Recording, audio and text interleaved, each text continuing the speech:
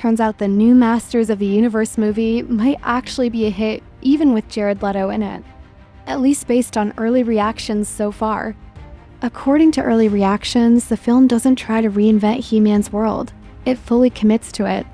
One reaction even called it as He-Man as it gets, pointing out that the movie embraces pure fantasy from start to finish, even if it still hits a few familiar blockbuster beats along the way.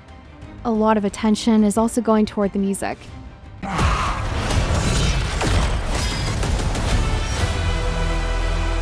Composer Daniel Pemberton is getting major praise, with some critics joking that the soundtrack is so intense and energetic, they wanted it injected straight into their veins.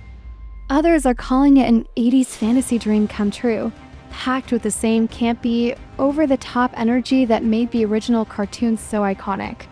The reactions highlight tons of nostalgic callbacks, colorful world building, and that Saturday morning cartoon vibe fans grew up with.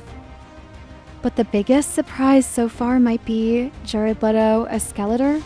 Given his past comic book roles and the fact that his voice is quite different from the classic animated version, expectations were pretty low going in. Yet multiple early viewers are saying he actually delivers, with some even claiming he nailed it, which is probably the last thing many fans expected to hear. The tone of the film is another consistent highlight. Several reactions describe it as fun, hopeful, and full of that classic 1980s adventure spirit. One critic even admitted they were disappointed when it ended because they wanted more. There are also mentions of major end credit teases, which has already sparked speculation about where the franchise could go next. Of course, these are still early reactions, and hype doesn't always match final audience scores.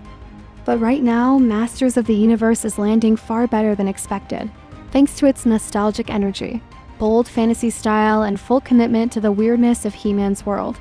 The real test comes when general audiences finally get to judge it for themselves.